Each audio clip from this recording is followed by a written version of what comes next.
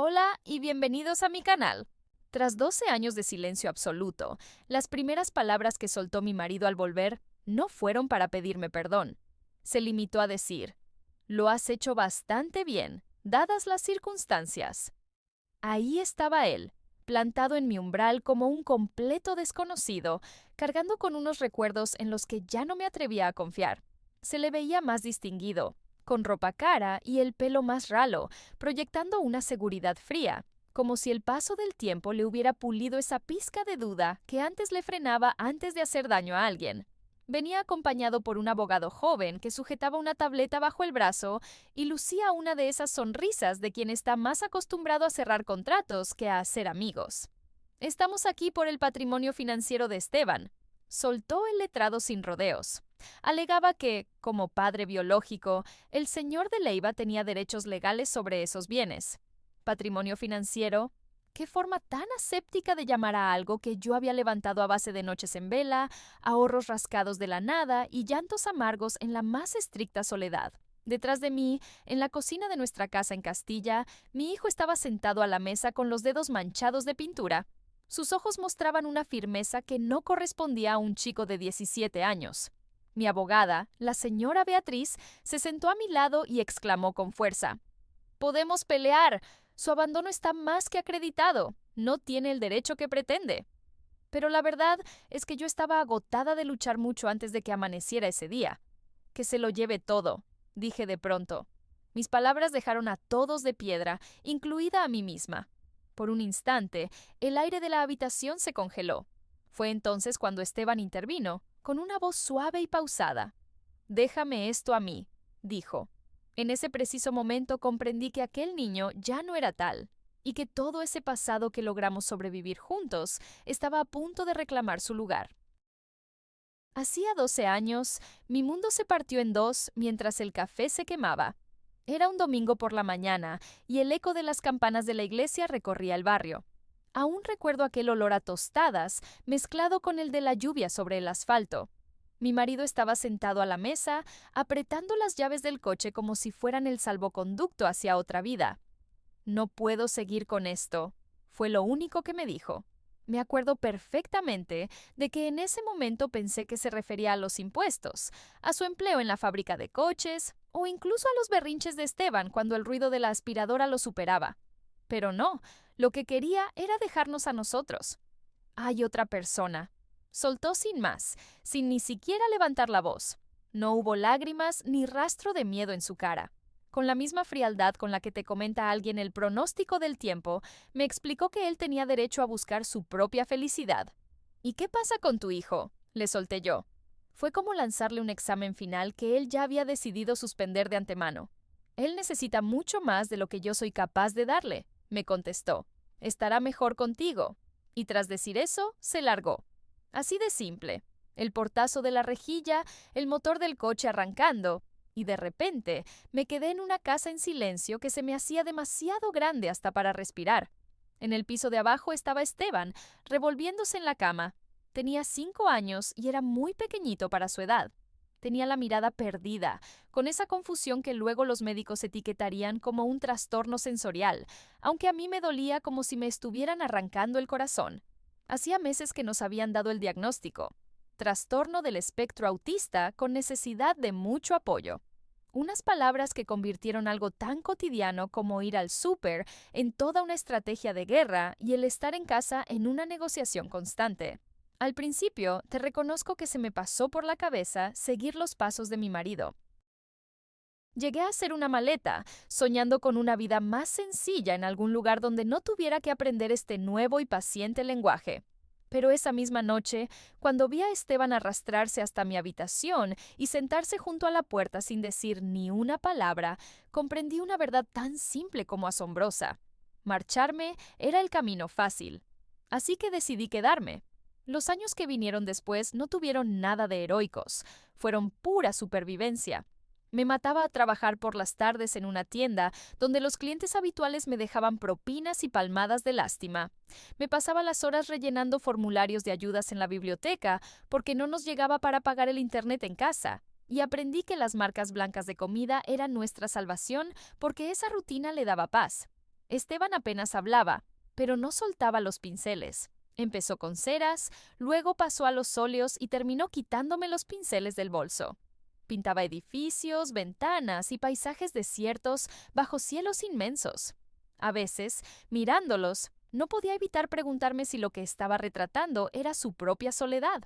A veces me asaltaba la duda de si, en realidad, era él quien me estaba dando lecciones de supervivencia a mí.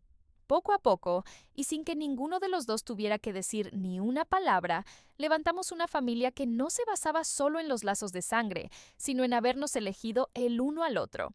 Todo marchaba así hasta que sus cuadros empezaron a transformarse. Ocurrió justo cuando el mundo puso sus ojos en él, y aquel hombre que nos dejó tirados decidió regresar, pretendiendo adueñarse de un futuro en el que no movió ni un dedo. Recuerdo perfectamente la primera vez que me di cuenta de que el talento de Esteban era algo fuera de lo común, más allá de un simple refugio. Fue una noche pegajosa de julio. En la tienda tuvimos que cerrar antes de tiempo porque el aire acondicionado terminó de estropearse. Entré en casa agotada, oliendo a comida rápida y con los pies destrozados por unas zapatillas que ya pedían la jubilación. Al entrar, me recibió un silencio absoluto. Por un segundo me dio un vuelco el corazón, ese viejo instinto de pánico que te dice que algo malo ha pasado mientras no estabas. Pero entonces vi un hilo de luz saliendo por debajo de su puerta. Esteban estaba allí, concentrado frente a un lienzo con una seriedad impropia de un crío de 12 años. Ni siquiera se giró al verme entrar. Movía el pincel con una calma total, con una precisión casi sagrada, como si cada trazo tuviera que pedir permiso a una fuerza invisible antes de tocar la tela. ¿En qué estás trabajando, cariño?, le pregunté. No hubo respuesta, solo el roce suave de las cerdas contra el tejido. Me acerqué un poco más y lo que vi me dejó sin aliento. Era la figura de un anciano solitario sobre un puente en plena penumbra. Con una mano se apoyaba en un bastón y con la otra se tapaba los ojos, como si no quisiera ver el larguísimo camino vacío que tenía por delante. Pero lo más impresionante era el cielo. No era azul, tenía el color exacto de la esperanza. Sentí un nudo en la garganta. ¿Has visto esto en algún sitio?, le susurré. Esteban negó con la cabeza, se tocó la sien y luego señaló el cuadro. Era su forma de decirme que esa imagen ya vivía dentro de él. La señora Inés, nuestra vecina, fue la primera en notar lo que estaba pasando. Ella se había jubilado después de años dando clase de arte y todavía conservaba ese ojo crítico de maestra. «No puedes tener esto guardado bajo llave», me soltó una tarde después de que la invitara a casa casi por compromiso. Esteban se asomó al salón, inquieto por tener visitas, pero le picaba la curiosidad ver que la señora Inés no se marchaba. «Esto no es un simple pasatiempo», soltó ella mientras examinaba el lienzo con una devoción casi religiosa, como si estuviera leyendo las Sagradas Escrituras. Continuó diciendo que esa capacidad de expresión es lo que la mayoría de los adultos se tiran la vida entera intentando alcanzar. Yo, sinceramente, no sabía qué hacer con tanto elogio. El talento no paga las facturas de las terapias. El arte no consuela a un niño que entra en crisis en el pasillo de un súper porque el zumbido de los fluorescentes le taladra los oídos como si fuera granizo. Pero la señora Inés no se rindió y empezó a traernos caballetes, espátulas y tubos de óleo a medio gastar que conservaban ese aroma a décadas de clases y sueños que se resisten a morir. «Deja que se explique a su manera», me decía ella. «Él ya tiene muy claro lo que quiere contar». El dinero siempre fue como ese tercer inquilino molesto en nuestra casa. Se sentaba conmigo a la mesa cuando intentaba cuadrar las cuentas de madrugada y me perseguía hasta las consultas médicas, donde pelear por la cobertura del seguro se sentía como un juego cruel diseñado para humillarte. Cuando Esteban cumplió los 14, me asaltó un miedo nuevo. ¿Qué sería de él si yo faltara? Ya había cruzado la barrera de los 60 y el invierno me calaba en los huesos más de la cuenta. Mis pastillas para la tensión estaban ahí, ordenadas en el baño, recordándome que con el tiempo no se negocia. Así que me puse a organizar el futuro. Pasaba las horas en la biblioteca pública, investigando sobre tutelas legales y buscando asesoramiento para gestionar los pocos ahorros que teníamos. Guardé cada papel en carpetas etiquetadas con milimétrico cuidado. La vida me había enseñado a palos que el amor, si no es previsor, es solo esperanza con los pies de barro. El gran cambio llegó con la Feria de Arte del pueblo. Se celebraba cada septiembre en los jardines del juzgado, entre puestos de tartas caseras y bandas de música tocando canciones más viejas que el andar a pie. Esteban estuvo a punto de no bajarse del coche. Había demasiado ruido, demasiada gente desconocida. No dejaba de retorcerse las manos, un tic nervioso que nunca antes le había visto. «Si quieres, nos damos la vuelta ahora mismo y volvemos a casa», le susurré. Él se quedó mirando la pared que tenía detrás y luego me clavó los ojos a mí. Y por primera vez en muchísimo tiempo me buscó la mano por voluntad propia. Así que nos quedamos. 3 horas más tarde, una cinta azul de primer premio colgaba de su cuadro. La gente se amontonaba a su alrededor. No paraban de hablar y de hacerme preguntas que yo apenas sabía cómo contestar. En medio de todo ese revuelo, una mujer vestida de lino se me acercó y me tendió su tarjeta. «Galería Contemporánea del Meseta Central», decía. Me soltó sin rodeos que quería representar a mi hijo. Aquella oportunidad me hizo sentir como si estuviera al borde de un trampolín. Me daba una mezcla de vértigo, emoción y una sorpresa absoluta. Esa noche, Esteban no pegó ojo. Se quedó pintando hasta que salió el sol. Mientras las cigarras cantaban tras la ventana abierta, un pensamiento amargo me cruzó la mente. El éxito tiene la manía de despertar a los buitres. Y sabía que había un hombre ahí fuera que un día renegó de este chico. Ese hombre acabaría enterándose de que aquí había dinero y vendría reclamando su parte de una historia que nunca quiso terminar. La primera vez que fuimos a Madrid con Esteban, me preparé como si nos fuéramos a la guerra. Metí en la maleta mudas de repuesto, sus cascos con cancelación de ruido, sus cacahuetes favoritos y todos esos informes médicos que llevo años arrastrando como si fueran un escudo protector. Salimos antes del amanecer. Los campos de Castilla pasaban por la ventanilla de la furgoneta, convertidos en sombras de oro y verde.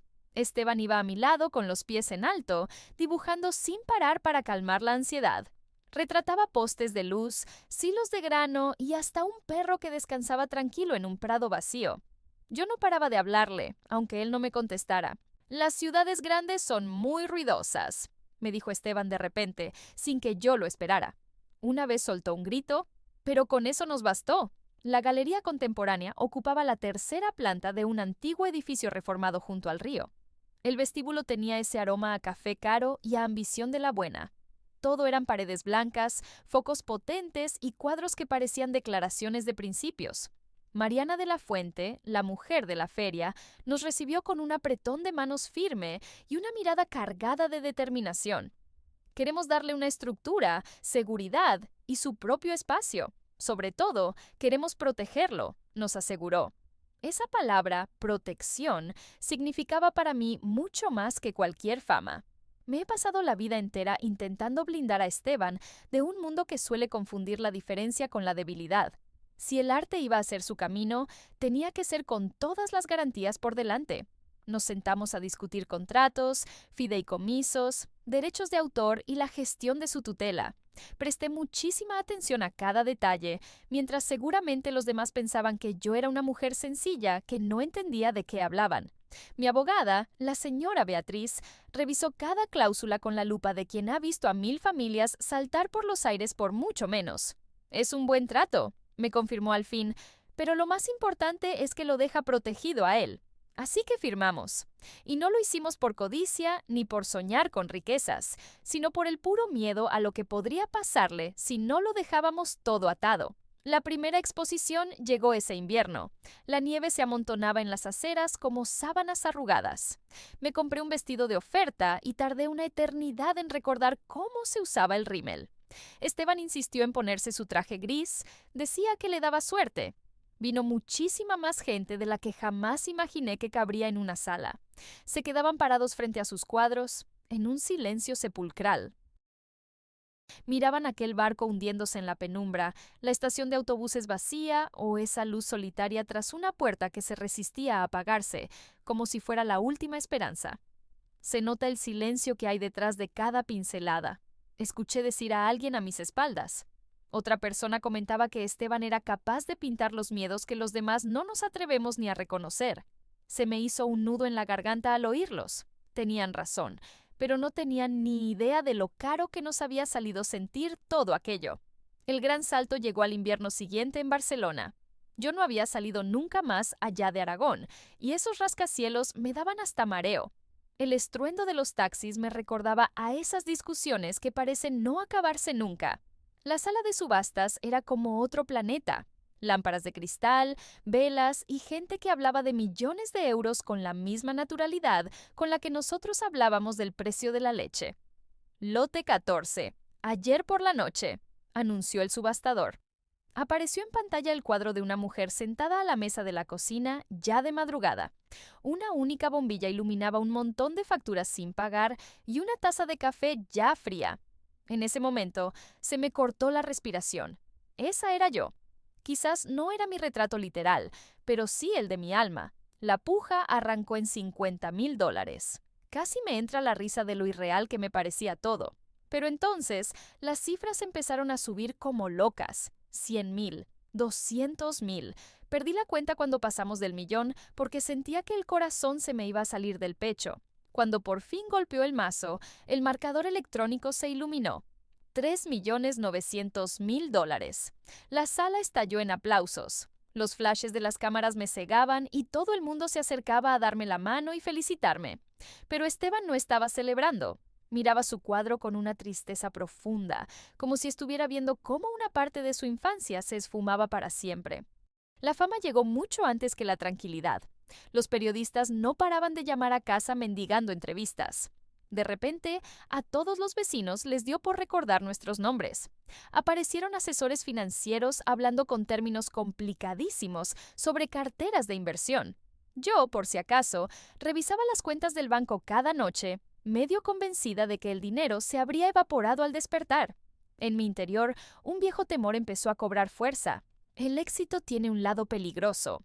Pone el foco en rincones que antes estaban a salvo en el olvido. Sabía que, en algún lugar, había un hombre leyendo esas noticias. El mismo que un día huyó de sus responsabilidades y que ahora decidiría que le correspondía un trozo del pastel. La única duda que me quedaba era cómo pensaba presentarse y qué nos iba a exigir. No llamó, ni escribió, ni intentó un acercamiento gradual a nuestras vidas. Simplemente se presentó allí. Hacía una mañana bastante fría. Yo estaba en el jardín delantero, amontonando las hojas secas de la noche, cuando vi un sedán dorado avanzar despacio por la calle, con esa parsimonia de quien se siente dueño del lugar. Supe al instante que ese coche no era de nadie del barrio. Incluso antes de que apagara el motor, tuve la certeza de que el pasado venía finalmente a cobrarse su parte. Mi marido bajó del coche. Los 12 años de ausencia le habían marcado la cara con algunas arrugas, pero no habían mermado ni un ápice su arrogancia. Se le veía bien alimentado, con ropa impecable y ese aire de quien espera que todas las puertas se le abran de par en par. En el asiento del copiloto se quedó una mujer joven, mirando al frente como si solo fuera un trofeo más. Entonces bajó el abogado. El abogado bajó del coche con su tableta en la mano y una sonrisa tan afilada que parecía capaz de cortar el aire. «Margarita», soltó mi marido, pronunciando mi nombre con una familiaridad impostada, como si hubiera estado guardado en su vocabulario todo este tiempo. Yo apreté el mango del rastrillo con fuerza. «Llegas pronto», le solté sin rodeos. «No sabía que tenías pensado volver». Él ni se inmutó por mi tono. Se limitó a recorrer la casa con la mirada, como si estuviera tasándola. No preguntó si Esteban estaba bien, ni cómo le iba, ni si podía verlo. Solo buscaba confirmar que su inversión seguía allí. «Sí», le dije, «está pintando». Antes de que mi marido pudiera abrir la boca, el abogado tomó la palabra. «Mi cliente tiene la intención de recuperar su rol legal y financiero como padre de Esteban», explicó con frialdad. Teniendo en cuenta los recientes ingresos del menor, entendemos que existe un derecho a una parte proporcional de esos activos. «Derecho». ¿Qué palabra tan limpia para referirse a algo tan sucio? Los invité a pasar porque así es como se hacen las cosas en un pueblo de la España profunda, incluso cuando la gente que entra trae la tormenta bajo el brazo. Esteban estaba sentado a la mesa, en el mismo sitio donde de pequeño alineaba sus coches de juguete para calmar su mente. Ahora, los lienzos lo rodeaban como si fueran testigos mudos de la escena. No levantó la mirada al momento. Prefirió terminar el trazo en el que estaba trabajando, algo que pareció impacientar a mi marido. «Hijo mío», empezó a decir él, con un tono ensayado y falsamente afectuoso. Vi cómo la espalda de Esteban se tensaba al instante. 12 años de ausencia no se borran con una palabra elegida con pinzas. En ese momento llegó la señora Beatriz, casi sin aliento tras subir los escalones a toda prisa. «Me han entregado una notificación preliminar», dijo ella. «Podemos pelear. Las leyes sobre abandono nos dan la razón. Tiene muy pocas posibilidades si contraatacamos. Pelear, luchar, discutir». Había llevado a este chico a hombros por parques y consultas médicas, dejando que extraños analizaran su infancia como si fuera un experimento de laboratorio. Sentí que el cansancio me invadía por dentro. Durante años cargué con el peso de sobrevivir. Ahora, encima, me tocaba cargar con el peso del éxito. De repente, no estaba segura de tener fuerzas para otra guerra. «¿Y si no peleamos?», pregunté.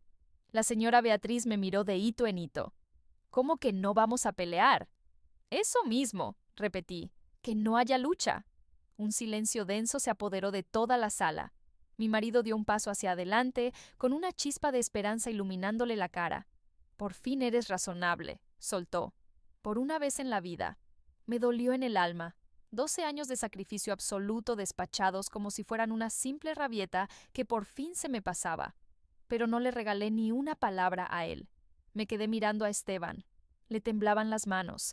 No era un espasmo violento, pero sí lo bastante evidente como para recordarme que, a pesar de los éxitos y los récords en las subastas, seguía siendo aquel niño que se encogía en su cuarto cuando las voces subían de tono. «No voy a dejar que esto te haga daño», le dije con toda la calma que pude reunir. «No quiero que destripen tu vida otra vez para usarla como prueba en un juzgado». Me giré hacia mi abogada y sentencié. «Deja que se lo lleve». Las palabras sonaron con más fuerza de la que yo misma esperaba. La señora Beatriz me miraba como si me hubiera rendido en una guerra que ella ya tenía ganada. Mi marido soltó un suspiro de alivio. Se sentía triunfador, validado. Pero antes de que nadie pudiera dar el siguiente paso, Esteban rompió su silencio. «Espera. Solo esa palabra. Cortante, medida y definitiva». Se había vuelto más alto que su padre y con paso firme se dirigió a su habitación. Cuando regresó, traía una carpeta abultada que yo no había visto en mi vida.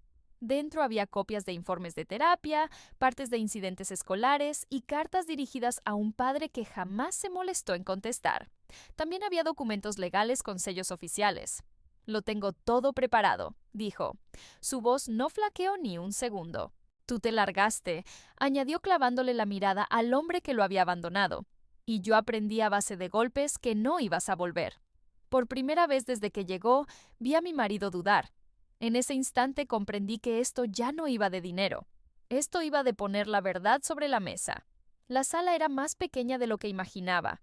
Nada de lujos ni dramas de película. Solo un cuarto rectangular con bancos de madera desgastada y unas luces fluorescentes que zumbaban como bichos cansados. Era el típico sitio donde se reorganizan las vidas de la gente sin hacer ruido. Esteban se sentó a mi lado, con las manos apoyadas en el regazo, tal y como le enseñaron a hacer en sus sesiones de terapia hace ya tantos años. Estaba allí, controlado, sereno y plenamente presente. Al otro lado del pasillo, mi marido no dejaba de mirar una montaña de papeles, como si de alguna forma pudiera reordenarlos para salir victorioso. Su abogado no paraba de soltar estrategias a media voz y la señora Beatriz nos pedía paciencia con la mirada, pero Esteban no decía nada. Se estaba guardando las palabras para cuando de verdad importaran. La jueza, una mujer de pelo canoso, recogido con una elegancia impecable, se ajustó las gafas y empezó a repasar el resumen del caso. «Padre biológico que reclama derechos legales y financieros», anotó en voz alta. «Ausencia acreditada de más de una década. Ingresos patrimoniales considerables blindados en un fideicomiso de protección». Ingresos considerables. Otra vez la dichosa frasecita, como si el dinero fuera lo único mollar que estábamos tratando allí. Cuando la jueza le dio el turno de palabra a Esteban, sentí el pulso golpeándome en la garganta. Se levantó despacio. Tenía 17 años y una presencia que imponía. Ya no tenía la espalda tensa y mantenía los ojos abiertos con una seguridad que nos había costado una vida entera conseguir. «No odio a mi padre», empezó diciendo. El ambiente en la sala cambió por completo. Hasta el aire parecía haberse vuelto más denso. «Es que, sencillamente, no le conozco». sentenció. Le entregó a la secretaria judicial un fajo de documentos. Estos son mis informes de terapia, explicó con calma. Aquí se detalla cómo me afectó su abandono. Empezó a enumerar crisis de pánico, problemas de comunicación y trastornos del sueño. No buscaba el drama ni lanzaba acusaciones vacías. Se limitaba a exponer la realidad con la precisión de un artista que elige los colores con sumo cuidado. Y estas son las cartas que le escribí, continuó. Me llegaron todas de vuelta sin ni siquiera haber sido abiertas. Vi cómo mi marido se hundía un poco en la silla, pero no abrió la boca. Quizás, por primera vez en su vida, no tenía ninguna excusa barata que soltar. Entonces, Esteban fue directo al grano. Mis cuadros no son fruto de la casualidad, dijo con firmeza. Son testimonios. Explicó cómo el arte le había servido para entender emociones que no sabía expresar con palabras. Habló de cómo la rutina le había dado seguridad y de cómo la presencia constante y tranquila de alguien a su lado le había permitido confiar en el mundo. Se giró hacia mí y soltó 3 palabras que pesaban más que cualquier código legal. Mi madre se quedó. Fue un golpe definitivo. Después, abordó el tema económico sin que le temblara la voz. Mis beneficios están protegidos por un fideicomiso, aclaró con total seguridad. Ese fideicomiso se constituyó con asesoría legal cuando cumplí los 16, explicó Esteban con una calma que imponía. Y designa a Margarita de Leiva como mi tutora financiera hasta que alcance la mayoría de edad. Hizo una pausa dramática, mirándonos a todos. Y la elijo a ella, no porque la biología me obligue, sino porque la vida me ha demostrado quién ha estado ahí. La jueza dictó sentencia sin rodeos, de forma lenta y firme, alejada de cualquier espectáculo mediático. El reclamo financiero de mi marido fue desestimado por completo. Se limitó su autoridad parental y se ratificó la validez del fideicomiso. Pero el verdadero cierre de esta historia no ocurrió entre esas 4 paredes, sino fuera del juzgado. Los reporteros se amontonaron a la salida como pájaros hambrientos en busca de migas. Los micrófonos nos rodeaban y las preguntas caían sobre nosotros a gritos, pero Esteban no les hizo ni caso. Caminó directo hacia su padre. Aquel hombre que un día se marchó con tanta arrogancia parecía ahora más pequeño, dubitativo, casi desdibujado. «No voy a darte dinero», le soltó Esteban sin titubear. Mi marido bajó la mirada. Creo que en el fondo lo entendió, aunque su rostro no reflejara nada. «Pero puedes venir a mi próxima exposición», continuó mi hijo, «para que veas en quién me he convertido». En ese instante, el muro de silencio que los separaba se agrietó por fin. Entonces, mi marido soltó un suspiro. No fue un gesto de triunfo ni de derrota total.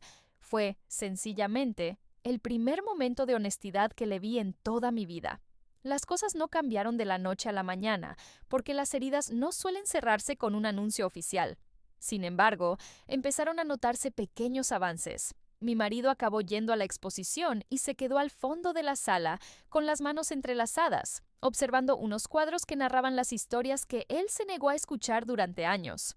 Más tarde, incluso ayudó a cargar tablones de madera cuando convertimos el viejo cobertizo en el primer estudio de pintura de Esteban. No hubo grandes discursos ni promesas vacías. Simplemente se puso a trabajar. Una tarde, mientras el sol teñía los campos de Castilla con ese tono dorado tan suave, Esteban y yo nos sentamos a descansar con un par de cafés en la mano. ¿Tuviste miedo?, le pregunté de repente. Él me miró fijamente y asintió. De él no, mamá. Tenía pánico de perderte a ti. Hasta la próxima.